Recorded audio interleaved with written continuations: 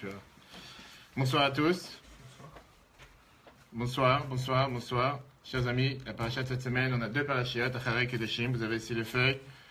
Et Acharei Kedoshim, tu l'Acharemot Kedoshim, comme tu veux, tu peux l'appeler comme tu as envie. Acharei Kedoshim. C'est une paracha qui est très longue. Si on s'arrête juste sur la paracha Kedoshim, sur laquelle on va s'arrêter tous ensemble ce soir, vous avez ici, vous pouvez suivre. Surtout qu'on a une dizaine de Gemarot ce soir, chers amis. Donnez une pour ici. Vous allez voir que la paracha Kedoshim a en elle environ, exactement, plus de 55 mitzvot. D'accord? On parle ici... Non, c'est pas exprès. Plus d'une cinquantaine de mitzvot. En tout cas, pour être précis, bravo.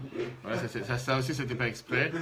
Et on parle ici quand même d'une paracha riche en mitzvot. Et pas seulement riche en mitzvot, surtout riche avec vraiment d'explications intéressantes qui sont des lois apparemment logiques, apparemment simples, apparemment des lois dans lesquelles on se dit on n'avait pas tellement besoin que la Torah nous les donne pour les faire. Et néanmoins, on va entrer dans la vif du sujet, comme quoi ce sont des commandements tellement importants pour la vie de chacun d'entre nous, et des commandements qui parfois nous paraissent bizarres, mais que la Torah tient à ce qu'on les fasse, et pas seulement qu'on les fasse, mais qu'on les fasse de la manière la plus large possible et la plus simple possible, surtout dans les temps dans lesquels nous vivons, nous sommes une période particulière, qui est la période du Homer. La période du Homer, c'est reconnu comme quoi c'est une période dans laquelle les élèves de Rabbi Akiva sont décédés. On verra tout à l'heure les différentes idées, qu'est-ce qui s'est passé, pourquoi ils sont morts, qu'est-ce qu'ils ont pu faire de bien mal ou de bien mauvais.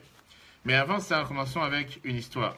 C'est que le Rabbi Levi Yitzhak de Berditchev, qui était connu comme le défenseur du peuple juif, il avait pas mal de fois subi d'attaques des gens qui ne pouvaient pas le supporter dans la communauté. C'est ce qu'on appelle à l'époque les mitnagdim, les opposants à la chassidoute. À l'époque, il y avait toutes ces disputes dans l'Europe de l'Est. Dans un des cas dans laquelle il est passé, où il vivait, il a dû même s'enfuir de la synagogue en plein Oshan Araba, en plein jour de Sukkot, avec les 4 espèces dans la main, et s'enfuir de la ville. À tel point on lui voulait du mal, à tel point on voulait lui faire du mal. Ses disciples, ils ont eu de la peine, parce que leur maître est en train de subir. Ils sont partis voir le Rabbi Ze'ev Wolf de Jetomir, qui était un des élèves du Baal Shem Tov, et lui ont dit, on t'en supplie, prie pour une punition pour les ennemis de Rabbi Levi Yitzhak. Qu'ils soient punis. Il y en a marre que notre maître, il n'arrête pas de subir, il n'arrête pas de souffrir. Et Rabbi Ze'ev Wolf, il a répondu, il a dit, qu'est-ce que vous voulez que je fasse? Jusqu'à ce que vous êtes venu me voir, Rabbi Levi Yitzhak, il a déjà prié pour qu'ils aient aucune punition et pour qu'il leur arrive rien de mal. À tel point, il cherchait toujours à défendre, même ceux qui lui causaient du tort. Une des spécialités de la Torah, c'est que c'est une Torah qui est appelée Torah Israël. Torah Israël veut dire pas seulement la Torah juive, la Torah du peuple juif, mais c'est une Torah qui est faite pour tous, pour tout le monde, sans distinction, sans différence. Il n'y a pas de lois dans la Torah qui sont faites pour une certaine catégorie du peuple, pour, on va dire, les plus pratiquants, les moins pratiquants. C'est la même pour tous. Et en règle générale, la Torah, elle est faite d'une manière telle que n'importe quelle personne peut accomplir toutes les mitzvot sans difficulté, sans distinction. D'ailleurs, c'est ce que Moshe Rabbeinu lui-même a dit à la fin dans le Chumash Dvarim, on voit dans le Deutéronome, la fameuse phrase qui karov elecha adavar meod beficha ou bivafra la'asato, que c'est quelque chose qui est proche de toi, de faire la Torah dans ta bouche, dans ta main pour le faire, par la pensée, la parole et l'action. Et néanmoins, quand on arrive à la paracha de cette semaine, là tout d'un coup, on a comme une grosse bombe qui tombe sur la tête. Pourquoi?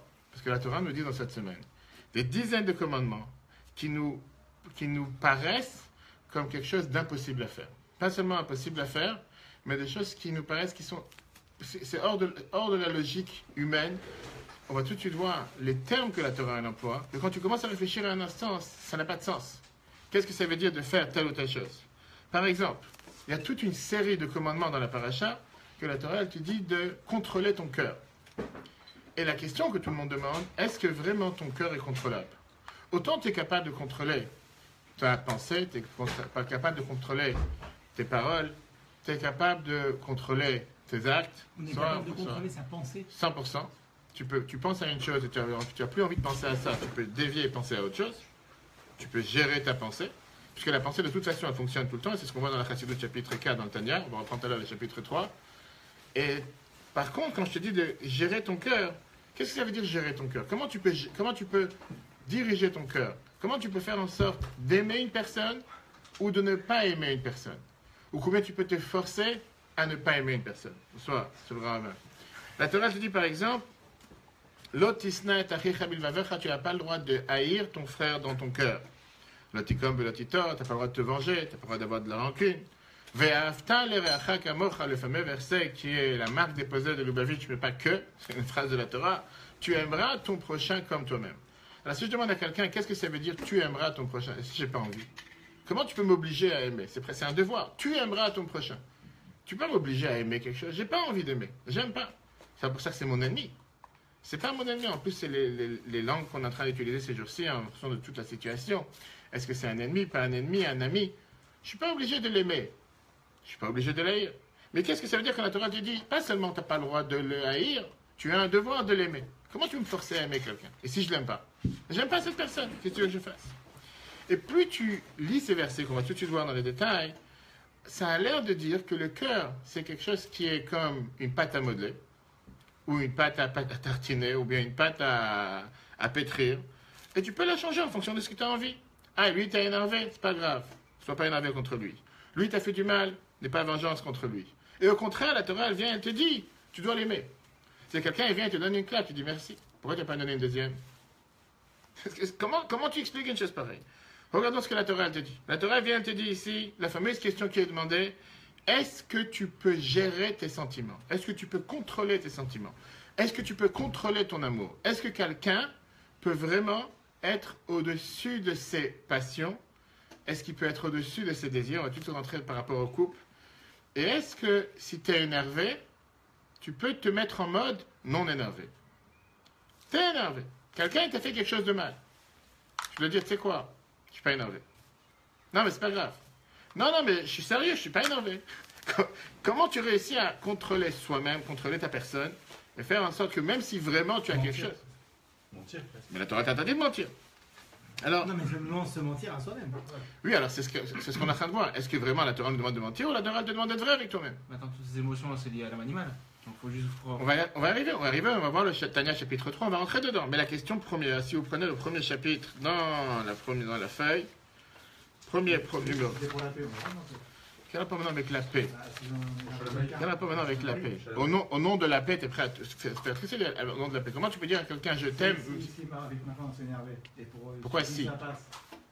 Comment c'est possible? Comment c'est possible que tu t'énerves avec ta femme? C'est impossible de s'énerver avec sa femme. C'est impossible. On va y arriver après. C'est impossible. Est-ce que tu connais pas sa femme? Ok, on va y arriver après. Chers amis, on ne dira pas de non, ne vous inquiétez pas. Premier, numéro 1, le Sidour nous dit la chose suivante. Dans le Sidour de Admor Azaken, et c'est écrit aussi dans tous les autres Sidourim, on a l'habitude. Nachon Lomar Kodem Atfila, on a l'habitude de dire avant de commencer à prier le matin, basé sur le Harizal, qui est l'auteur de la Kabbale. Areini mekabel alay mitzvah aseh shel ve'aftal l'erecha kamocha, qui veut dire je prends sur moi la mitzvah positive d'aimer mon prochain comme moi-même. Et d'ailleurs c'est ce qu'on a l'habitude de dire dès qu'on commence à tefila, ceux qui mettent tefilin, etc., etc. Qui veut dire que la base, avant de commencer à prier à Dieu, avant de commencer à demander ce que j'ai besoin, d'abord je fais la règle générale qui est je suis prêt à aimer tout le monde sans différence. Mais est-ce qu'on le pense un instant ce qu'on vient de dire? Est-ce que réellement tu viens de donner un coup de poing à quelqu'un, ou tu viens de piquer son livre, ou tu viens de piquer sa place, ou tu viens de prendre son talit, ou quoi que ce soit, et tout d'un coup, tu dis, non, mais j'aime tout le monde comme soi-même. Ça n'a pas de sens sur ce que tu es en train de dire et tu es en train de faire. Et la question, ce n'est pas une question que moi je demande, c'est une question que le Ramban Nachmanide, Rabbi Moshe ben Nachman, Rabbi Moshe ben Nachman demande la question suivante. Regardez dans la paracha de cette semaine, chapitre 19, verset 18. Regardez les mots que l'emploie Ramban. Il y a plusieurs copies, ils sont tous les pages. Il a tout pris pour lui. Ok, c'est pas grave. Ramban, il vient et te dit la chose suivante. Regardez l'Achmanide de chiffre 2. Quand tu dis aimer ton prochain comme toi-même, un flaga est dit, c'est de la bêtise. Il dit c'est une exagération, une guzma. L'œil kabel lève à Adam, c'est impossible, il te dit, que le cœur d'une personne, chez Yehov et Travero, que tu aimes ton ami, que Avato et Nafshe comme tu t'aimes toi-même. Il dit c'est impossible, il te dit. Tu dis à Torah, tu dis tu aimeras ton prochain comme toi-même, peut-être, mais concrètement parlant, c'est quelque chose qui n'est pas faisable. Tu ne vas pas faire une chose pareille. Veod, en plus de ça, il te dit que le même Rabbi Akiva qui te dit que c'est une base fondamentale de la Torah, Shekvar bar Rabbi Akiva velimed, Rabbi Akiva, il est venu, t'a déjà enseigné, Chayecha kodmin, Chayecha verecha. Tu dois t'inquiéter à ta vie avant de t'inquiéter à la vie de ton ami. Oui ou non? C'est une règle dans la Torah. Tu as un verre d'eau dans le désert, tu as deux personnes, il y a toi et l'autre, tu dois prendre d'abord le verre d'eau avant de le donner à l'autre. Alors le même Rabbi Akiva va te dire, tu dois aimer ton prochain comme toi-même. Qu'est-ce que ça veut dire aimer ton prochain comme toi-même? Si tu as un verre d'eau, vous êtes deux dans le désert, qu'est-ce que tu fais avec ce verre? Comme toi-même, ton prochain, tu lui donnes ou tu le prends pour toi? Tu donnes chacun un demi, ça ne marche pas chacun un demi. Tu as besoin d'avoir un verre. Ramban, Nachmanide, hein, ta C'est femme, vrai, même si c'est ta femme, c'est la même ta femme c'est toi. Donc, tu fais quoi, tu le laisses. Vous le buvez ensemble. Vous le buvez ensemble. La question qui est demandée en deux mots, comment est-ce possible, Ramban Nachmani te demande la question de la paracha de cette semaine, comment tu peux dire que tu as une obligation d'aimer ton prochain comme toi-même? Et néanmoins, malgré cette question qui est une question dure, on voit que la Torah n'arrête pas de répéter dans la paracha de cette semaine des dizaines de commandements qui dépendent du cœur. Que la Torah, elle te demande de contrôler ton cœur. Et on va tout de suite voir à la fin du cours ce soir, comme quoi on est dans un cours de psy, et la Torah nous donne le devoir, pas seulement de contrôler son cœur, mais la Torah te donne le devoir de monopoliser, comme un moniteur, monitoriser, merci, monitoriser ton cœur. On voit qu'on parle avec des docteurs, hein, bref. Et la Torah te dit que tu as un devoir de mettre ton cœur sur une machine, et tu as un devoir de le tempérer. Tu as un devoir de le contrôler. Même quand tu es en mode énervé, tu as un devoir de le mettre en mode pause, en mode stop. On verra des conseils précis que le Rabbi a donnés dans certaines situations avec des couples. Ça, on verra juste après. Dans la paracha, comme on a dit là, c'est une paracha qui est des plus principales de la Torah et plus particulière de la Torah. Autant tous les parachas précédentes et la suite, c'est des lois qui sont entre nous et Dieu. Là, on va dire que c'est une paracha qui est sociable, sociétable, comment vivre dans la société, mais surtout avec des lois basiques qui dépendent que du cœur. Regardons les chiffres 3. Tout au départ de la paracha de Shem, il y a un mot qui nous intrigue. Juste au départ, la Torah te dit, Vaidaber Hashem el Moshe le mort. Dieu il a parlé à Moshe en disant, Daber el koladat bnei Israël, parle à tout le peuple juif. Mais là, il y a un mot qui est rajouté qui n'a jamais été employé avant. La Torah ne dit pas parle à tout le peuple juif, elle te dit Daber el koladat, à toute l'assemblée des enfants d'Israël. Vers Martha Alem, et tu leur diras, Kedoshim tiyu, vous serez saints, ki kadoshani, Hashem Elokechem, parce que moi je suis saint, Dieu qui est votre Dieu. Qu'est-ce qui se passe ici? Il y a un problème. C'est la première fois qu'on voit que Dieu ne parle pas en langage normal. Daber el bnei Israël, Tzav el bnei Israël, Kotomar el bnei Israël. À chaque fois on dit tu parleras aux enfants juifs, tu leur ordonneras, tu leur diras. Là tout d'un coup on a rajouté Adat bnei Israël. Il y a ici une communauté. Il y a ici un groupe. Parle au groupe du peuple juif. Ça veut dire qu'il y a ici un sujet particulier.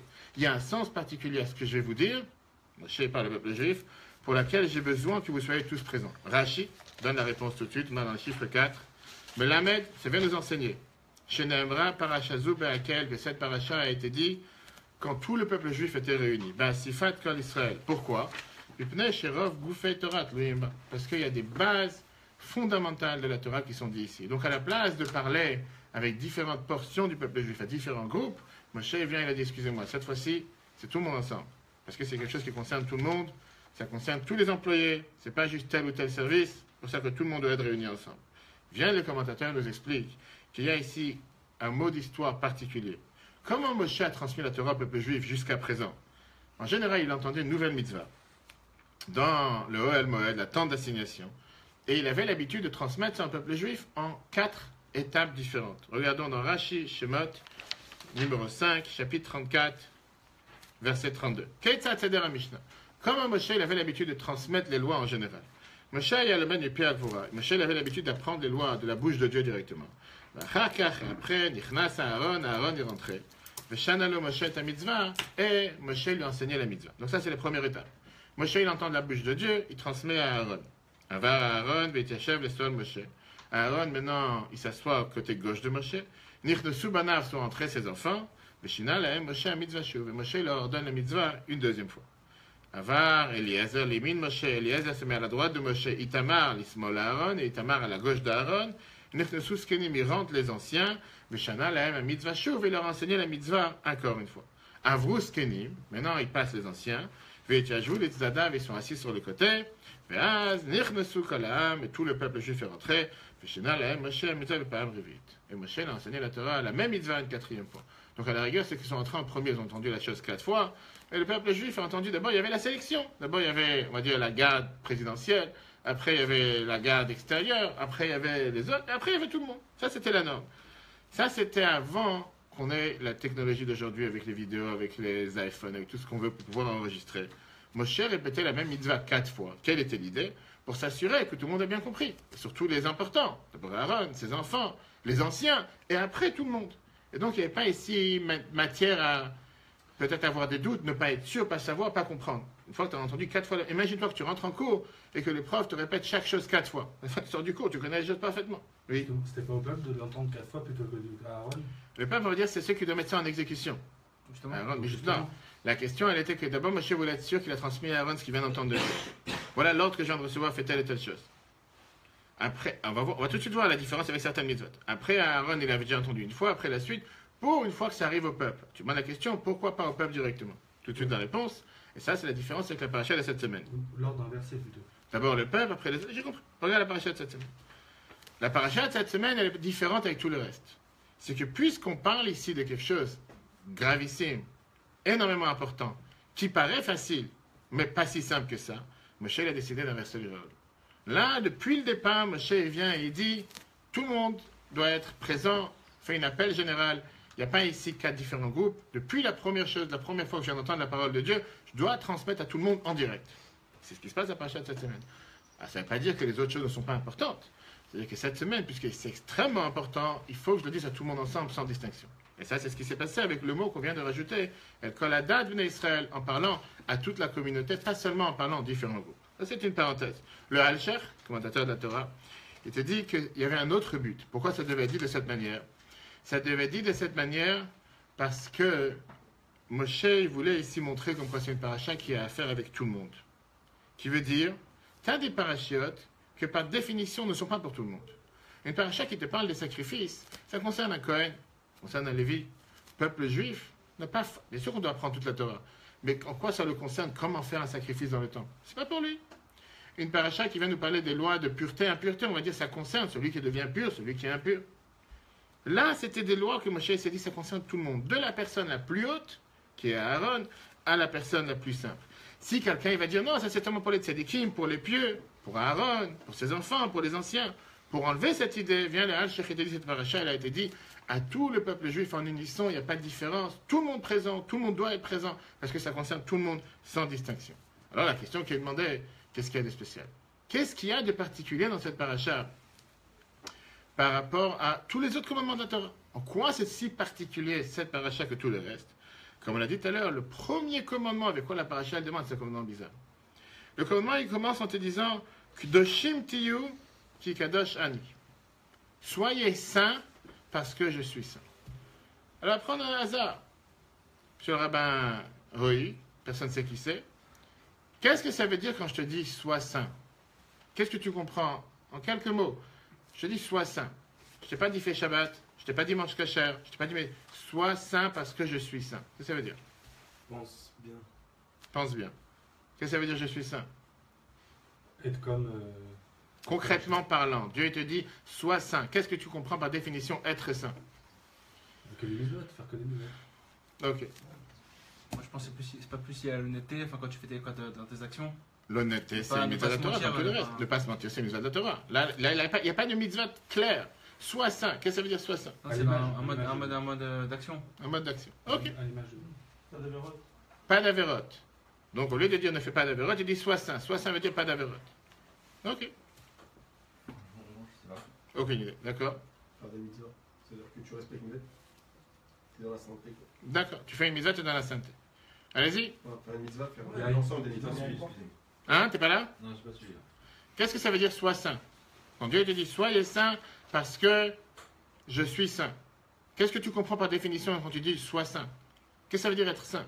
Sois bon. Sois bon. Pourquoi il ne peut pas dire sois bon alors? Sois bon. D'accord? À l'image de Dieu. À l'image de Dieu. Tu as déjà vu Dieu? À part ta femme, est-ce que tu as vu Dieu? Non. Non. Alors qu'est-ce que ça veut dire à l'image de Dieu? Sois saint. Sois pas comme le reste du monde, sois séparé. Qu'est-ce que ça veut dire sois séparé? Ah, tu manges cachère, tu fais pas comme les autres ils font. Donc ça veut dire quoi? Fais une mitzvah. Donc fais les mitzvahs, ça ne veut pas dire sois saint. Ok, regardons le texte. Il y a ici quelque chose, il vient de dire, là, le dernier qui vient de parler, Rabbi Moïse, vient de dire ici quelque chose de Très intéressant. Bien, ouais. Le mot kadosh, ça dit quoi? Bien quoi? Bien joué. Le mot kadosh veut dire pas seulement saint, comme on peut le traduire, ça veut aussi dire séparé. Mais qu'est-ce que ça veut dire être séparé du reste? La Torah, elle te dit, tu as le droit et tu dois faire tout ce que n'importe quel être humain sur terre fait. Et justement, contrairement à toutes les réponses, on ne parle pas des mitzvot ici, on parle en tant qu'être humain. En tant qu'être humain, la Torah elle te dit, tu as le devoir de vivre matériellement comme tout être humain, mais de vivre en tant qu'être humain différemment. Et on va tout de suite voir qu'est-ce que ça veut dire. En tant que, puisque tu fais partie du peuple juif, tu as un devoir d'être ce qu'on appelle avec 10 cm plus haut que le parterre. C'est une définition qu'on explique en général dans la... Qu'est-ce que ça veut dire 10 cm plus haut que le parterre? On doit manger, on doit boire, on doit dormir, on a des rapports conjugaux. Mais tout ce que tu fais doit être fait de manière différente, de manière plus élevée. Regardons Ramban, encore une fois, notre cher Rabbi Moshe ben Nachman. Mais ça va avec toute la halakha qu'on a. Tout, c'est ce que j'ai dit, on ne parle pas ici d'une halakha précise. On parle achète ici- un verre, on ne peut pas l'utiliser sans un trampoline. Ça, c'est autre chose. Non, ça c'est une halakha. Mais là, la Torah te dit par exemple, manger, est-ce que, je vais dire la réponse avant qu'on y arrive, c'est pas grave. Est-ce que parce que la Torah t'a autorisé à manger de la viande cachère et de boire du vin, ça veut dire que tu peux manger de la viande sans limite et boire du vin sans limite? Est-ce que parce que la Torah te permet, t'autorise de faire certaines choses? En d'autres mots, j'allais aller plus loin. Dans la Chassidut, il y a une phrase que le Rabbi ramène dans Yom Yom, qui est le premier livre que le Rabbi a écrit en 1943. Tout ce qui est interdit, on ne discute pas, on ne fait pas. Mais est-ce que tout ce qui est permis, j'ai un besoin de le faire? Parce que c'est permis, il faut que je le fasse. Permis ne veut pas dire obligé. Oui, la Torah te permet de manger de la viande cachère et de boire du vin. Est-ce que pour autant je dois être quelqu'un qui doit être un glouton et qui doit boire du vin sans limite et manger de la viande 24 heures sur 24, 7 jours sur 7? Est-ce que dans ça même, je ne dois pas me différencier, être différent du reste? Ça ne veut pas dire être en mode restreint. Tout de suite, regardons le texte. Ramban, au début de la paracha, numéro 6. Torah de Kohanim, c'est écrit Proshim Tiyu, vous devez vous séparer. Et Rashi n'explique pas c'est quoi. Il dit qu'est-ce que ça veut dire Proshim? Qu'est-ce que ça veut dire se séparer? C'est mentionné dans tous les Talmuds dans la Gemara qu'ils étaient appelés des Proshim à l'époque, des gens qui étaient séparés. Vaïnian, il t'explique. La Torah, Asra Arayot. La Torah te dit que tu n'as pas le droit d'avoir des rapports interdits. Machalim Asurim. La Torah te dit que tu n'as pas le droit de manger non cachère. Ça, on ne discute pas. Et Tira, mais la Torah, elle t'a permis, Biatish Beishto, avoir des rapports conjugaux à un mari et sa femme. Vachilat Basavayain, ne t'a pas permis de manger du vin et du vin. Cachère, bien sûr. Vimken, Yimatse, on ne pourrait plus penser que la Tava, que quelqu'un qui est tellement dans les plaisirs et dans les désirs, il va trouver une place, Liot Chatouf Bezimat Ishto, qui va être ensemble avec sa femme 24 heures sur 24, 7 jours sur 7. La Torah m'a permis, dans les moments que c'est permis. Pourquoi pas? Sans limite. Veliot Besaveyain, par ceux qui vont comment on dit ça avec le vin, de boire du vin, c'est s'enivrer de vin sans limite. Vezol les bassars, et ceux qui vont manger de la viande sans limite. La Torah m'a permis, c'est de la viande cachère. J'ai devant moi 20 plateaux. Qui m'empêche? Je ne parle pas maintenant de poids, de régime, ça on verra avec le docteur après. Quelqu'un à la Torah t'a permis de manger de la viande cachère. J'ai 20 plateaux devant moi. Qui m'empêche de manger ces 20 plateaux? Pourquoi je m'interdirais de quelque chose? Pourquoi je me priverais de quoi que ce soit? C'est cachère, c'est le meilleur air cher. En plus, j'ai payé cher. Et en plus, c'est à volonté. Et même si je termine tout ce soir, j'aurai un autre plateau de... Qui m'empêche de les manger? Chez Louzkar et Sozeb à Torah, Raman te dit, c'est pas interdit dans la Torah. On ne parle pas ici d'interdiction de faire des mitzvot ou de faire des péchés. On te parle de quelque chose qui est permis. Veillez, Naval, Beshut à Torah, on te parle ici de quelqu'un, pas seulement qui va faire la fête sur le compte de la Torah. On parle ici de quelqu'un qui va se dire, puisque c'est autorisé, je fais comme j'ai envie, sans limite, sans aucune distinction. Et c'est là que la Torah elle te dit une règle générale. Qu'est-ce que ça veut dire que Doshim Tiyu? Vous devez être saint, vous devez être séparés, vous devez être différents. Cheneye Prushim Ilamotrot. Qui veut dire que parmi les choses permises, on a un devoir de certaine retenue. Qu'est-ce que ça veut dire retenue? C'est pas parce que quelque chose est permis que je dois devenir un animal face à cette chose. Que ce soit manger, que ce soit profiter, que ce soit rapport conjugaux. Puisque c'est permis ne veut pas dire sans restriction, pas le mot restriction, sans aucune distinction par rapport. On n'est pas un animal. Sans bestialité. Quoi. Exactement, on va y arriver, sans bestialité. Parce que l'humain, par définition, c'est aussi une sorte d'animal. Et la Torah vient te dire, c'est permis. Mais est-ce que parce que c'est permis, ça doit être sans limite? Il y a une certaine manière, on ne parle pas maintenant de faire une bénédiction avant ou après, de faire attention au verre. Tout ça, ce sont des mitzvot. On ne parle pas de mitzvot ici. Doshim Tiyu, ça veut dire qu'un juif te dit, Comportement. n'importe quelle chose que tu fais matérielle, fais-le avec une certaine sainteté. J'allais dire, si on peut employer le mot, une certaine élégance. On voit très bien, si on peut prendre aujourd'hui l'exemple de la reine Elisabeth. par exemple, ou n'importe quelle autre personne qui représente une certaine dignité, il y a certaines choses que ces personnages nous donnent quand on remarque comment ils se comportent, qu'ils ont une certaine finesse, une certaine élégance, une certaine manière de faire les choses. Alors qu'une même personne, de la même âge, qui n'est pas une reine, qui ne représente pas quoi que ce soit, va se dire, je peux faire n'importe comment. La Torah te dit, qu'est-ce que ça veut dire Doshim Tiyu? Qu'est-ce que ça veut dire vous êtes saints? Vous êtes mes enfants. Vous êtes tous des rois. Le peuple juif est un peuple de rois. Conduisez-vous comme des rois. En mangeant, en buvant, en dormant, rapport conjugal. C'est pas parce que c'est permis, tout est toléré comme j'ai envie, sans limite. C'est pour soi ou c'est vis-à-vis du regard des autres? Oublie le regard des autres, tout seul entre tes quatre murs. Pas besoin des autres. Tu vis dans ta chambre tout seul, sans personne. La Torah te dit que Doshim Tiyu, soyez saint. Rappelle-toi en 2 mots, si on peut expliquer plus profondément, quel est le but de tout ça? Pourquoi tu fais tout ça? Et pas juste pour le plaisir bestial, animal, matériel, terrestre, pour le faire. J'ai envie de manger, je vais manger. Très bien, il n'y a pas d'interdiction de manger. Tu as le droit de manger maintenant, tu as fait tout ce qu'il faut faire, tu as fait les bénédictions, c'est cachère. Mais est-ce qu'il n'y a pas un but derrière tout ça? J'ai envie d'avoir un rapport, je vais avoir un rapport n'importe où, n'importe comment. Quelle différence la Torah me permet? Dans les conditions que la Torah m'a permis, je fais ce que j'ai envie. Qui va m'interdire? Qu'est-ce que tu te mets dans ma chambre? Des fois, des gens ils te disent, ma chambre, c'est ma chambre à moi, c'est fermé, il y a un stop à la porte. Personne ne rentre, le bon Dieu reste dehors. Ou quand tu parles de manger, je viens dans un restaurant cachère, il te dit, tu payes 100 € l'entrée, tu manges à volonté, sans limite. Et on voit qu'est-ce qui se passe quand c'est un sans limite dans certains hôtels, etc. Les gens se remplissent 10 assiettes ou 5 assiettes pour être plus sympa, plus gentil. Et au final, il y a une limite, combien tu peux faire rentrer. Quelqu'un va faire rentrer 1 fois, 2 fois, 3 fois, 4 fois, 5 fois. Après, il n'en peut plus. Le reste reste sur la table. C'est sans limite. Ça n'a plus de valeur, ça n'a plus aucun sens. C'est-à-dire quoi? Il faut prendre le dessus sur son envie en fait. C'est pas prendre le dessus sur son... La Torah t'interdit pas d'avoir un plaisir. Oui, Mais plaisir est-ce de que manger, le pareil. but en soi, c'est d'avoir un plaisir pour avoir un plaisir? Est-ce que le but pourquoi Dieu m'a envoyé sur terre, c'est juste pour, on va dire, glutiner, ou je sais pas comment, quel terme on peut, pour se dire, puisque c'est toléré, puisque c'est permis, alors autant profiter au maximum, comme s'il n'y a pas de demain, ou bien avoir une certaine retenue. Et comme j'ai dit tout à l'heure, ça ne veut pas dire se priver, ça veut dire avoir une certaine finesse, une certaine élégance, une certaine manière de faire les choses. Et on voit tout de suite toute ce loi que Maïmonide nous dit, comme on va voir après, la distinction entre quelqu'un de pieux, comment il mange, et quelqu'un de simple, comment il mange. Est-ce que ça veut dire que les deux ne mangent pas de la même manière? Ils mangent de la même manière. Mais comme j'ai dit tout à l'heure, le meilleur exemple qu'on peut avoir, c'est quand on voit un repas qui est servi avec des présidents en table. Je sais qu'il peut voir des photos des présidents américains, n'importe quel autre président. C'est exactement le même manger que tu as chez toi à la maison. Pas différent. Lui, ça a été préparé avec 20 chefs et 30 cuisiniers. Peu importe. C'est exactement la même tranche de viande et les mêmes pommes de terre. Il n'y a pas de différence, sauf que ça coûte peut-être beaucoup plus cher. Et alors? Mais tu vois comment ces gens-là sont assis à table. Et tu vois comment quelqu'un qui a aucune retenue, ou comment un animal serait assis à table. Mais ça veut dire que ça ne nous interdit pas de manger 20 plats. Ça t'interdit pas. Ça veut juste dire qu'il faut les manger de façon... Si, forcément, encore une fois, si pour toi, pour ta santé, pour ton besoin, tu te dis que si tu n'as pas 20 plats, tu ne seras pas rassasié, tu as le droit de manger 20 plats. Mais comment les manger? Est-ce qu'il n'y a pas une manière, comment manger, comment faire, debout, assis, toutes ces différentes lois que la Torah elle nous dit. C'est pas pour embêter une personne, pour rentrer dans le fin fond de la vie, que dit, je ne peux pas bouger 1 centimètre, je n'ai pas une loi. J'ouvre les yeux, fais quelque chose. Tu vas dormir, dis une prière. Tu prends un verre, fais une prière. Tu poses le verre, fais une autre prière. Il y en a marre. Partout où je tourne, tu commences à réfléchir. Tu dis, chaque chose que je fais, il y a Dieu doit se mélanger dans mon assiette. Laisse-moi vivre. Mélange pas. Sépare l'assiette. Bois entre les deux. Ça va, laisse. Je ne peux pas respirer un instant. Les gens, des fois, ils te disent, mais c'est quoi cette religion? C'est sûr que quand tu ne comprends pas c'est quoi le but derrière, tu te dis, oui, ça m'embête. Chaque chose, chaque fois que je tourne dans n'importe quelle chose, il y a quelque chose à faire. Tu marches dans la rue, tu vois un porte-monnaie, il faut le lever parce que c'est une mitzvah de ramasser ce que tu as perdu de ton ami. Bref, chaque 2 pas que tu fais, tu regardes un côté, regarde parce que tu as chez le voisin, tu entends quelque chose, bouge l'oreille parce que tu vas voir l'autre. Chaque chose, tu restes enfermé chez toi, tu fais plus rien. Quelqu'un qui prend ça comme une contrainte, dit, c'est quoi cette vie? Viens à la Torah, tu dis non, je te demande d'essayer de te distinguer, d'être différent. Très belle histoire.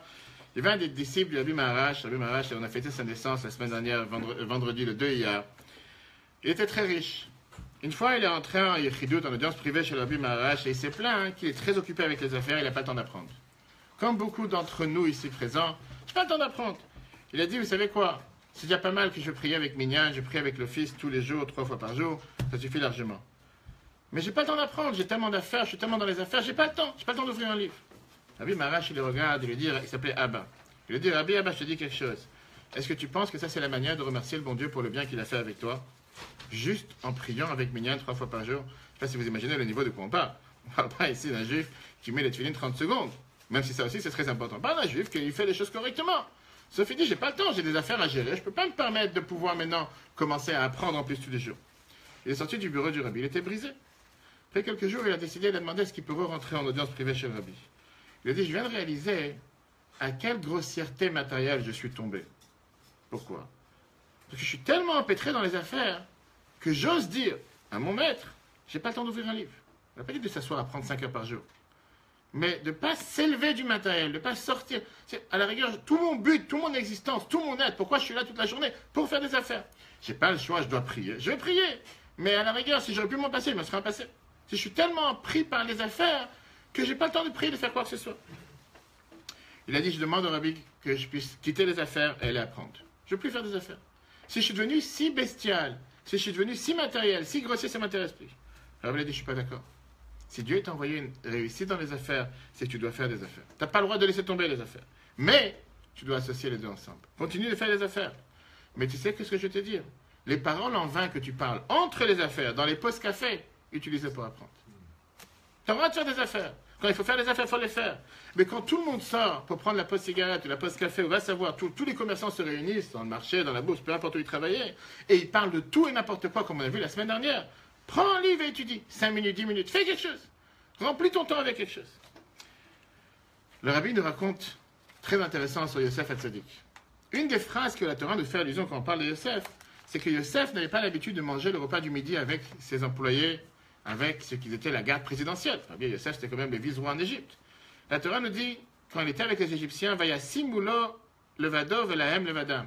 On a mis à manger pour lui séparément, pour eux séparément, parce qu'ils ne mangeaient pas ensemble.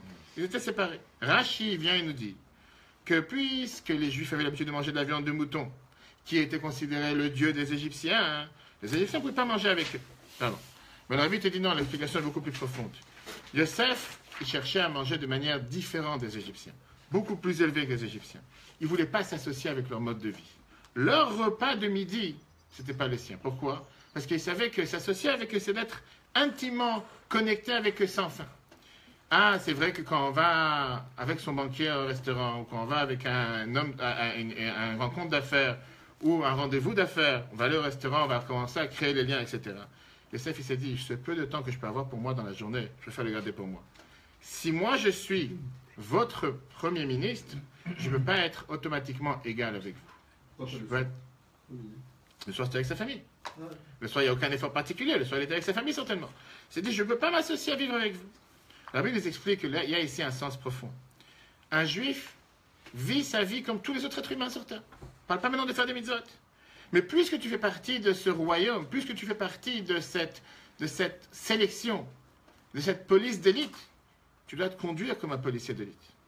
Tu fais partie de la garde présidentielle.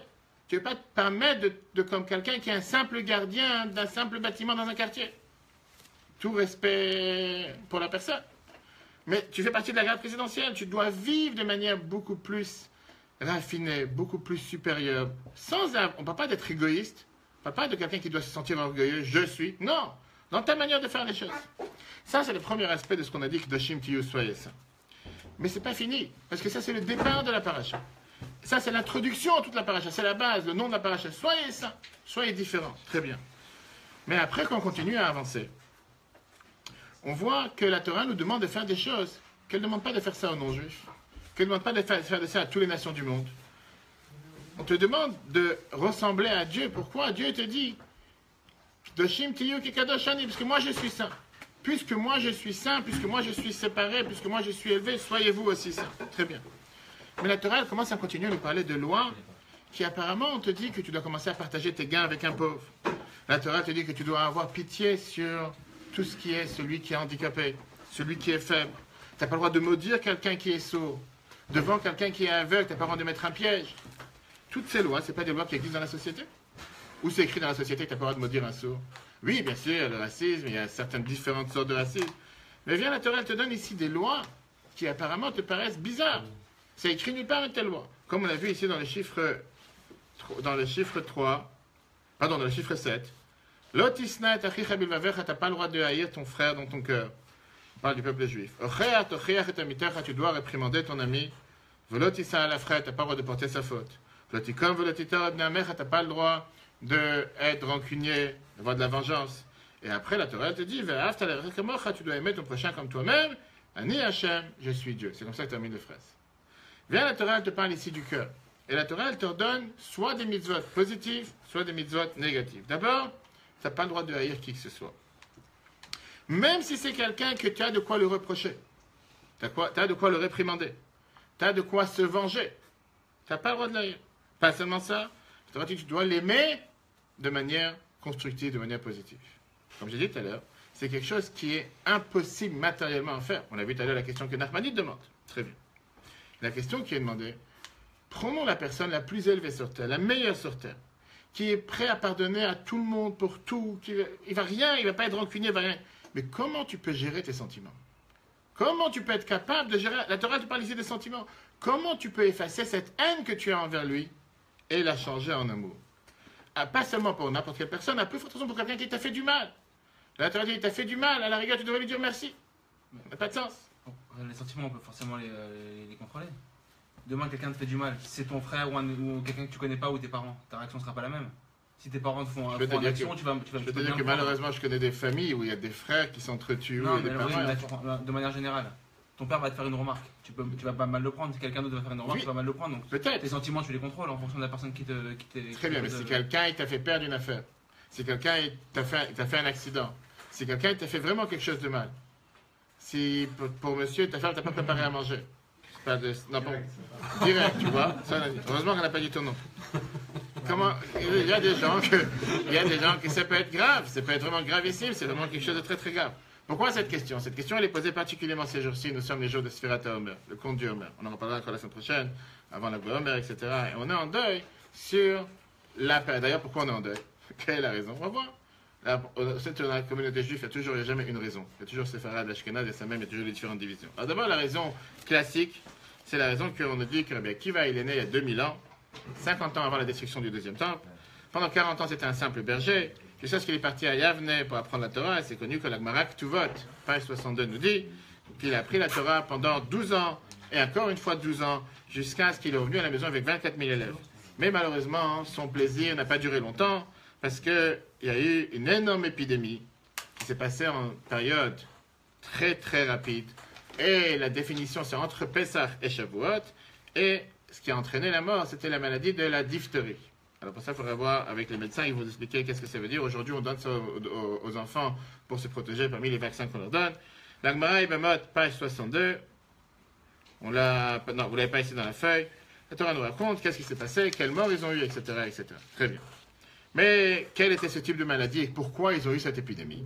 Vient le Midrash Rabbah dans Bereshit et il nous dit Sha'aita enehem tzara elu be'elu. Parce que ça l'a dérangé, la manière du comportement de l'autre, ça le dérangeait. Pourquoi il se comporte comme ça? T'as vu sa femme, t'as vu sa voiture, t'as vu son pull, t'as vu son travail, t'as vu son compte Facebook, t'as vu ce qu'il a fait hier, t'as vu ce qu'il a fait aujourd'hui. Sans, on parle pas maintenant de la chanara, ça n'a rien à voir, pas juste. Le Yefetor, il vient et te dit, il y a une autre raison. Ils n'essayaient pas d'aider l'un l'autre dans l'étude. Je sais quelque chose, pourquoi je vais t'enseigner? T'as qu'à te débrouiller tout seul, pourquoi je vais t'apprendre quelque chose? Débrouille-toi. Il y avait ce manque de respect. Ça, c'est vraiment une raison très superficielle. Il y a beaucoup de raisons. On dit que c'était des tzadikim. La semaine prochaine, on pourra élaborer ce sujet. C'est une des raisons pourquoi on est en deuil. Et c'est pour nous rappeler comment on doit aimer son prochain comme soi-même. Maintenant, si on ouvre la parenthèse, que c'est important, parce que beaucoup demandent par rapport aux différentes lois, ils ne sont pas morts pendant toute la période. Ils sont morts pendant une période de 33 jours. Et là, il y a un débat halachique dans le Shulchan Aruch, chapitre 493, qui vient et qui te dit que puisque ça s'est passé pendant ces 33 jours, on ne sait pas quand exactement ça s'est passé. Pour les Sfaradim, ça s'est passé depuis Pessah jusqu'à l'Ag BaOmer. Et c'est pour ça que les lois de deuil pour les Sfaradim se terminent le jour de l'Ag BaOmer. Pour les Ashkenazim, ça s'est passé pendant les 33 jours depuis Rosh Chodesh Iyar jusqu'au 3 Sivan. Et c'est pour ça que les lois de deuil, ça commence le Rosh Chodesh et ça termine le 3 Sivan.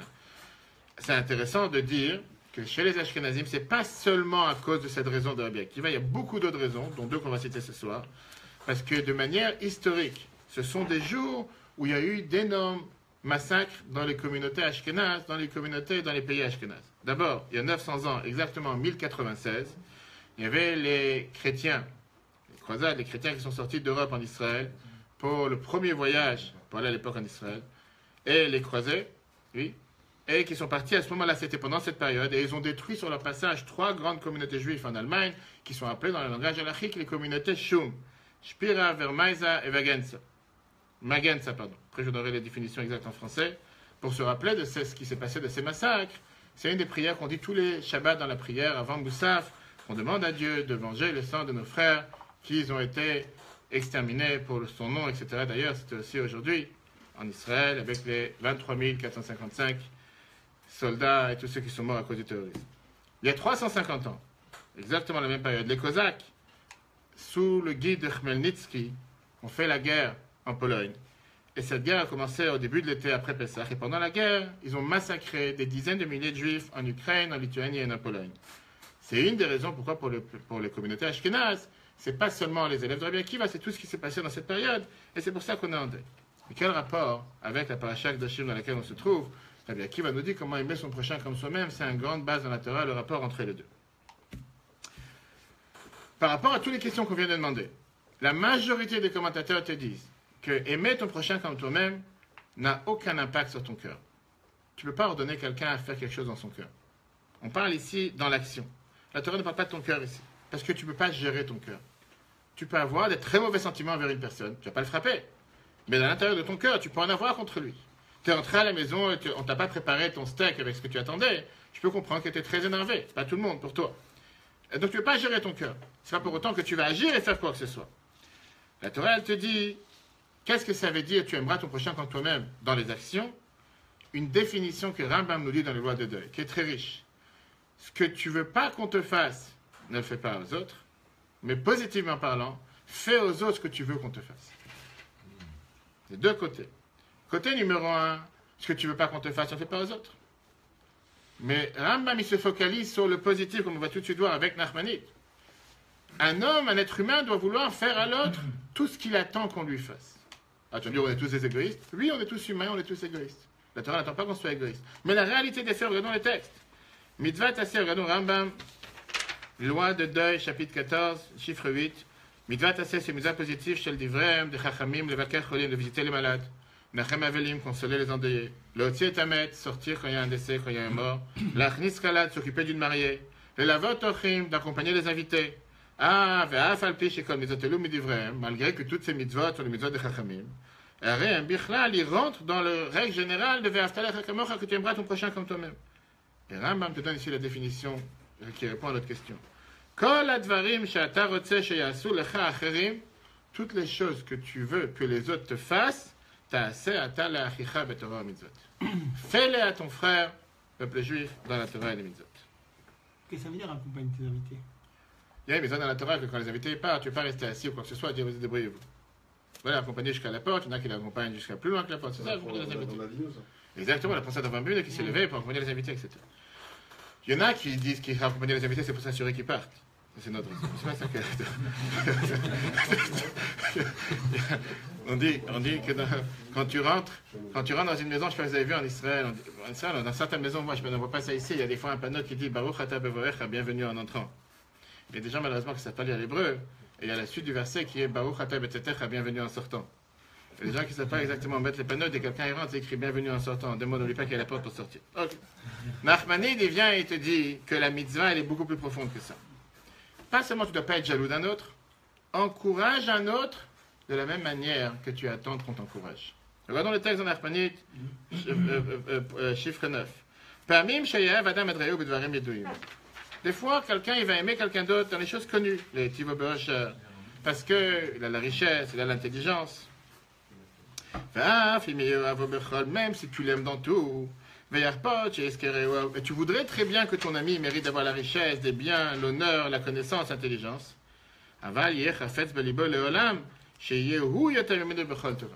Mais tu aurais voulu que toi tu sois beaucoup mieux que lui. Je veux que tu sois riche, mais pas mieux que moi. Je veux que tu sois intelligent, mais pas plus que moi. Je veux que tu réussisses, mais pas mieux que moi. Dans son cœur, Raman te dit, viens et continue, viens, la Torah te dit, sois pas jaloux.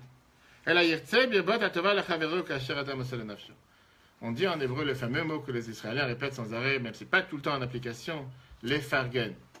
Qu'est-ce que ça veut dire les fargen? Les fargen, firgun, encourager. Qu'est-ce que ça dérange? Qu'il est soit riche, soit intelligent, fais beaucoup plus. Pourquoi pas? Tu veux? Avec plaisir.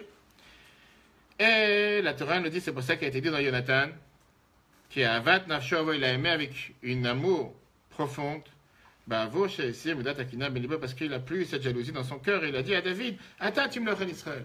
Toi, tu régneras sur le peuple juif. Je te laisse régner. Ça, c'est basique. Mais on est ici dans un cours de Chassidut. La mystique juive nous explique ça, basé sur le 3e chapitre de Tanya, de manière beaucoup plus profonde. Jusqu'à présent, on a dit que tu ne veux pas gérer ton cœur. Donc là, tu ne veux pas le gérer. Ce n'est pas à toi de gérer ton cœur. Tu peux seulement gérer tes actions dans les actions, comme ce qu'on vient de voir. Viens à la Chassidut et te dit que non. Tu as le pouvoir de gérer tes sentiments. Tu as le pouvoir de gérer ton cœur. Avoir un sentiment envers telle personne, bien comme mal, ce n'est pas un décret du ciel. Ce n'est pas quelque chose qui tombe du ciel. C'est quelque chose qui dépend de tes actions et beaucoup plus que tes actions. Ça dépend de tes paroles. Et en fonction de ce que tu dis, ça peut avoir un impact clairement sur ton cœur. On revient à ce qu'on a dit la semaine dernière. Regardons une histoire avec un couple. Très belle histoire qui est racontée dans la Gemara, Yevamot, page 63.1.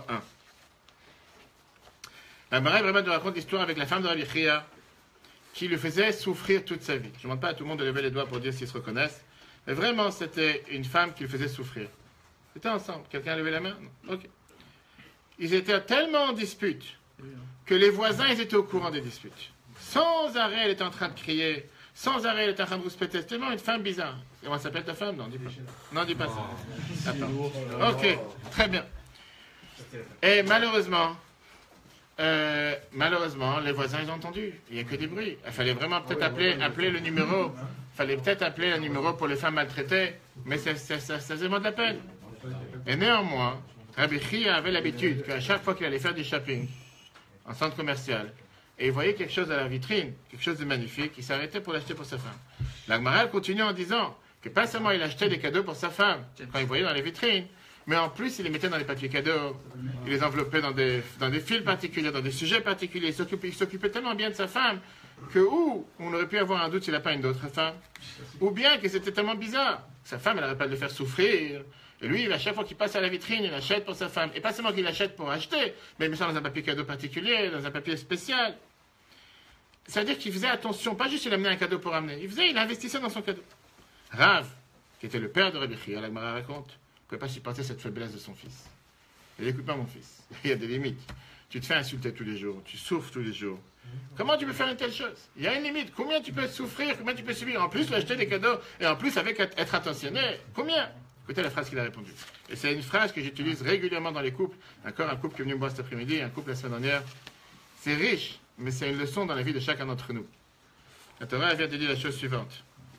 Rabbi Chia, il a répondu, elle est toujours la mère de mes enfants. C'est elle qui éduque mes enfants et c'est elle qui me protège de la faute. Et juste pour ça, je dois valoriser toute son action. C'est quoi qui nous protège de la faute? On va tout rentrer si tu veux. Le fait que je suis marié et que j'ai une femme, automatiquement, je ne vais pas faire de bêtises ailleurs. Ça, c'est la phrase que Rabbi Chia, il a dit. D'accord? On n'est pas tous Rabbi Chia. Encore une fois, on n'est pas tous Rabbi Chia, on n'a pas tous son niveau. Mais l'idée, elle est quoi? Qu'est-ce qu'on a voulu montrer avec cette histoire? L'idée derrière cette histoire, c'est que les sentiments, c'est une conséquence de qu'est-ce que tu réfléchis avec la tête. Alors qu'on peut penser en général que l'amour, c'est quelque chose, c'est le coup de foudre qui s'est développé en un instant du cœur, comme une flèche qui vient d'être envoyée. Viens la Chassidut de Tanya, chapitre 3, nous explique longuement, on a vu ça dans les cours, vous pouvez voir précédemment sur Facebook, les cours qu'on a donnés les dernières semaines sur le chapitre 3. Le Tanya t'explique que c'est bien au contraire.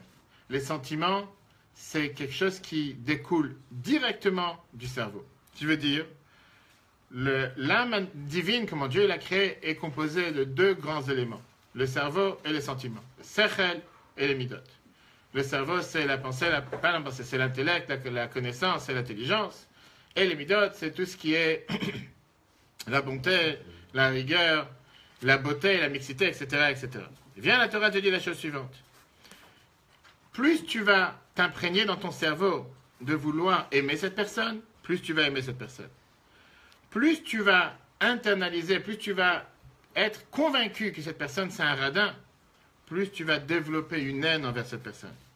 Plus tu vas être convaincu que cette personne, c'est quelqu'un qui est large, qui est sympa, plus tu vas développer un amour envers cette personne. En deux mots, la Torah te dit, c'est à toi de te focaliser sur les personnes avec qui tu es en contact. Plus tu t'habitues à remercier, plus tu t'habitues à encourager, plus tu t'habitues à dire merci envers ta femme ou envers ton mari, plus tu vas sentir un sentiment positif envers lui ou envers elle. Plus tu vas réfléchir sur le don et la contribution que ta femme t'apporte dans le couple, ou que ton mari t'apporte dans le couple, à la place de penser sur les difficultés que tu as quotidiennement, plus tu vas vouloir investir dans le couple, investir dans la relation, plus tu vas vouloir renforcer le lien et faire tout pour que ce lien se maintienne. Et donc tout dépend en fonction de qu'est-ce que toi tu penses à l'intérieur de toi-même et comment tu maîtrises ton cerveau qui a un impact direct sur tes sentiments. Si tu es convaincu qu'il faut investir dans ce couple, si tu es convaincu qu'elle fait énormément d'efforts, focalise-toi sur les efforts, ne te focalise pas sur les difficultés. Et plus tu vas te focaliser sur les efforts, c'est l'histoire qu'on vient de raconter de l'Agmara et Bamot avec Rabbi Chia. On n'a pas dit qu'on doit être au niveau de Rabbi Chia, mais on a dit que le fait qu'il était tout le temps en train de se dire « je suis reconnaissant pour ce qu'elle fait pour élever mes enfants et pour être présent pour moi », ça a développé, ça a fait en sorte qu'il a constamment été présent en lui achetant et des cadeaux et investissant dans les cadeaux. Et d'ailleurs, la Torah nous dit c'est exactement la même chose qu'on voit dans la vie de chacun d'entre nous. Si tu parles une bonne parole sur une personne, automatiquement tu sens un sentiment de vouloir t'attacher envers lui. Une personne que tu aimes, on a parlé aujourd'hui des soldats, nos très chers soldats. Quand on réfléchit un instant, quand tu vois toutes ces photos des jeunes soldats, quand tu vois tous ces jeunes qui nous ont quittés, juste en un instant, ils sont partis travailler ce matin, ils sont partis la journée, et parce qu'il y avait un fou terroriste palestinien, islamiste, djihadiste, comme on veut l'appeler, a décidé de lui couper la tête avec une hache, ou de tuer cet enfant dans son lit, ou tout ce qui s'est passé les dernières années, et pas seulement les dernières années, malheureusement les derniers 70 ans, et si on peut dire l'histoire du peuple juif. Quand tu vois, comment tu peux pas avoir un sentiment d'amour pour le sacrifice qu'ils font quotidiennement pour nous et pour tous les peuples juifs? On peut que aimer ces gens, on peut que les valoriser, on peut que prier pour eux, on peut que penser à eux, on peut que agir envers eux. Quand on sait l'amour que le rabbi il avait envers les soldats de Tzahal, quand on sait l'amour que le rabbi il avait envers chacun d'entre eux pour le sacrifice quotidien, comment tu peux penser un instant que quelqu'un peut oser lever la main sur un soldat, qui peut insulter un soldat, qui peut faire du mal, alors que c'est vraiment la prunelle des yeux du peuple juif, avec la protection que Dieu protège la terre d'Israël chaque instant. Néanmoins, on a la protection matérielle parce que les soldats sont là. Ça me développe la haine envers eux. Je suis tout à fait d'accord. Et c'est ce qu'on vient de dire. Comment tu développes cette haine envers ceux qui leur font du mal? Parce que tu réfléchis avec ta tête. Donc on vient de voir que les sentiments, c'est quand tu médites sur quelque chose et quand tu réfléchis sur quelque chose, tu développes l'amour envers la personne ou tu réfléchis et tu développes une haine envers une autre personne. Bien, la Torah te dit de la même manière que quand tu contrôles ta parole, tu peux avoir des sentiments positifs. C'est pour ça que la Torah, on a vu ça il y a 2-3 semaines, je crois, que le rabbi donnait ce conseil à beaucoup de personnes, inclus dans les couples. Que quand tu as envie de t'énerver, et quand tu sens une haine envers une personne, la meilleure manière, c'est de mettre un scotch. De ne pas parler. Parce que si tu parles, automatiquement, tu vas renforcer la haine et tu vas renforcer la colère. Si tu t'arrêtes, tu ne vas pas parler. Je vais vous raconter 2 histoires.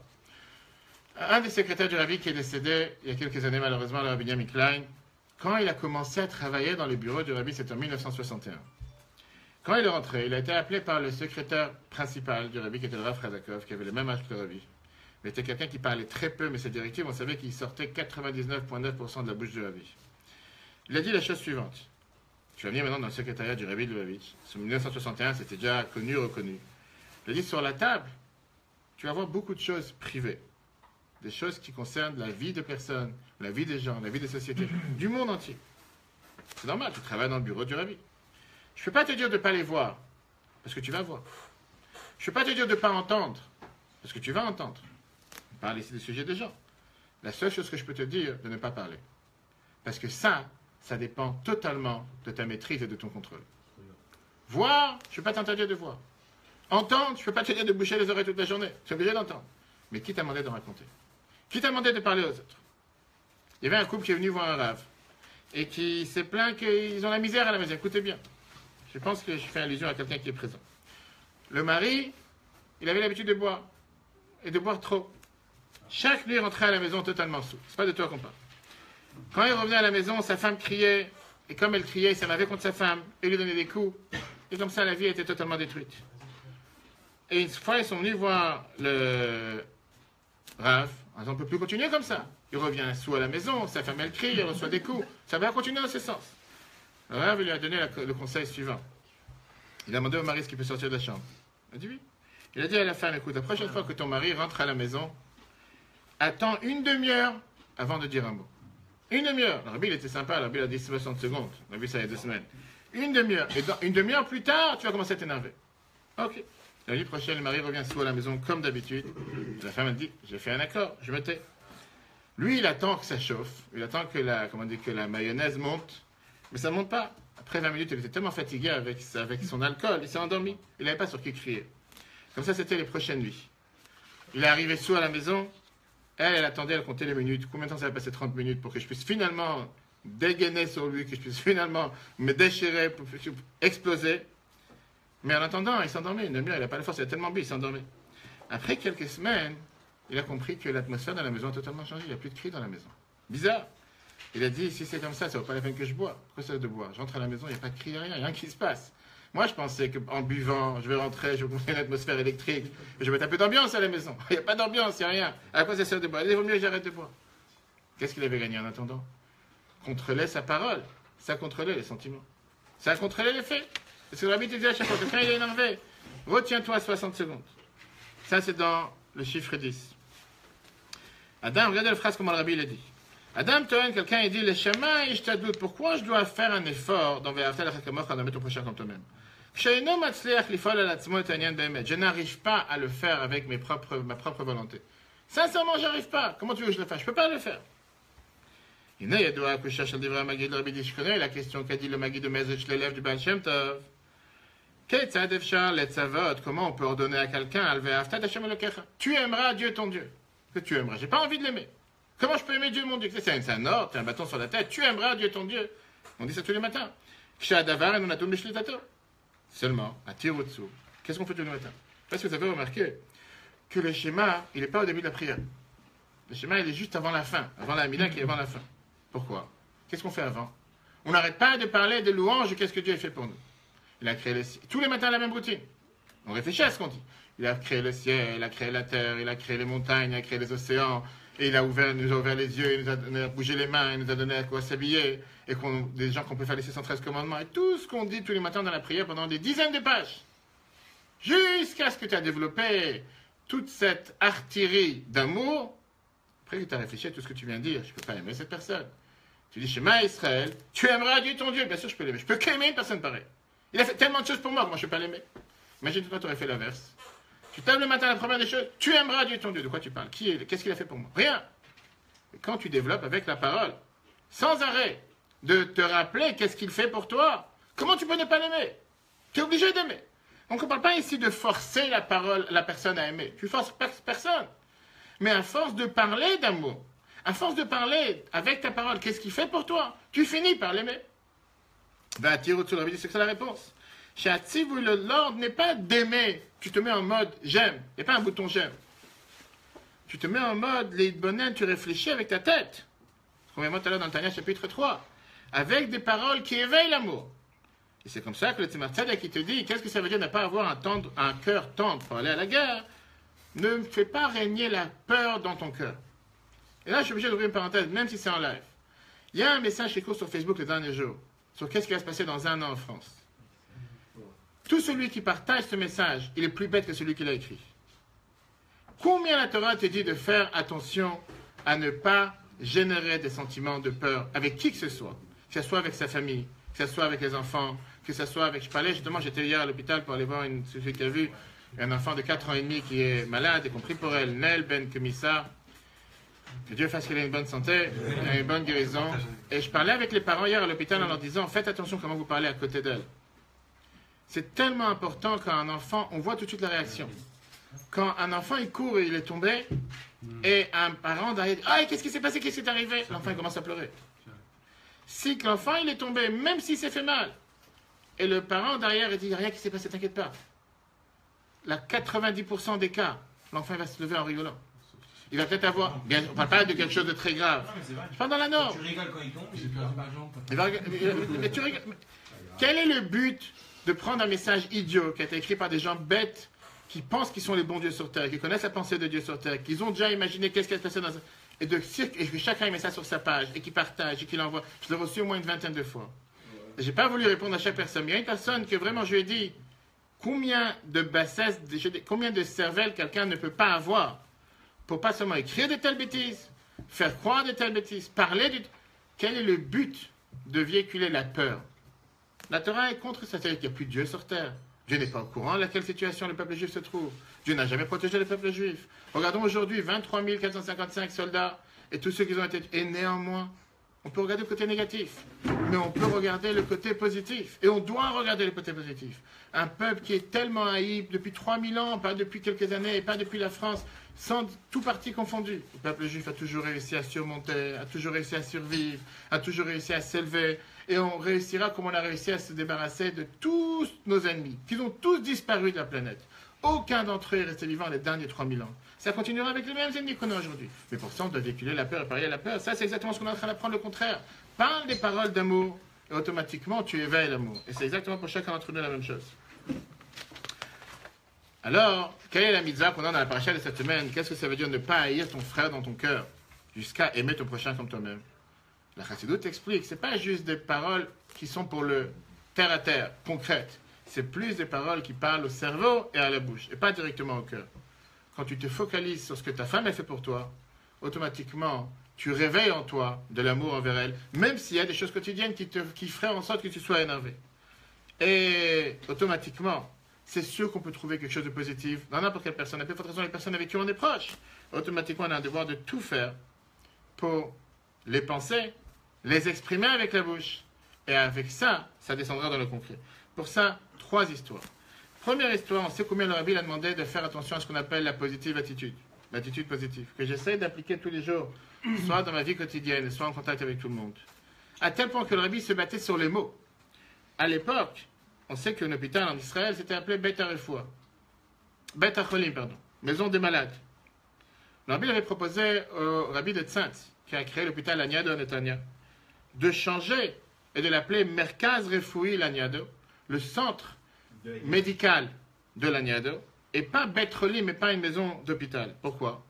Le Rabbi a expliqué que quand les gens viennent à l'hôpital, Bet Cholim veut dire une maison des malades. Parce que quand les gens viennent à l'hôpital, ils viennent pour se faire guérir et pas pour tomber malade. Et en fonction de comment tu parles du nom, c'est ça qui a un impact sur la tête de la personne. Intéressant de noter qu'aujourd'hui, il n'y a presque pas un hôpital en Israël qui est appelé Beit Cholim, maison de malades, ce qui a été appelé jusqu'à l'époque. La grande majorité sont appelés Merkaz Refoui, centre médical. En français c'est comme ça qu'on dit, mais pas en hébreu. En français, on n'a jamais dit une maison de malades. Mais en hébreu, c'était Beit Cholim. Ou bien Shirut Briut Klalit, qui est les services généraux de santé, etc. etc. Tzahal, la seule et unique fois que 100 chaises roulantes, des soldats qui étaient tous handicapés, sont venus visiter le Rabbi en 1977. Parmi les voyages qu'ils ont organisés pour visiter les États-Unis, on a proposé qu'ils viennent visiter le Rabbi. Il y a des vidéos de ces voyages. Vous pouvez voir sur YouTube, il y a aussi des photos très merveilleuses. C'était la seule fois qu'on a vidé la grande synagogue du Rabbi à la place qui monte, que les gens passent voir le Rabbi pour recevoir les dollars, etc. C'est le Rabbi qui a dit, moi je vais venir vers vous, je vais passer de chaise à chaise. Le Rabbi a béni chacun avec des bénédictions séparées, des bénédictions distinctes pour chaque personne. Mais dans son discours qui était en hébreu moderne, parce qu'il ne comprenait pas l'idée, le Rabbi dit, vous m'excuserez pour mon accent. Dans son fameux discours, le Rabbi a mentionné comme quoi je ne peux pas supporter, je sais que je vais me mélanger dans quelque chose qui ne me regarde pas, mais je préfère vous le dire. Je ne peux pas supporter le fait qu'on vous appelle les handicapés de Tzahal. Nechei Tzahal en hébreu. Elle avait dit, pour moi, vous n'êtes pas des handicapés. Pour moi, vous êtes des Metsuyanei de Tzahal, les spéciaux de Tzahal, les meilleurs que Tzahal.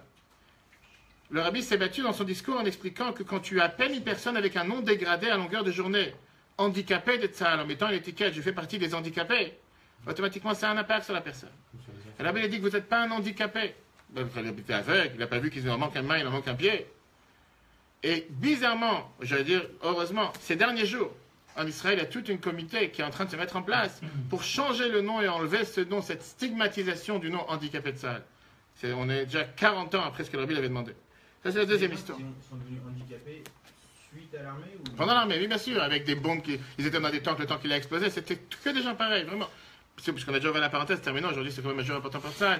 Un des soldats très connus, si vous voulez, je vous donnerai tous les détails après, il n'y a pas de temps ici, qui était présent, il a raconté comme quoi, avant de quitter Israël, il avait décidé qu'il ne voulait plus vivre.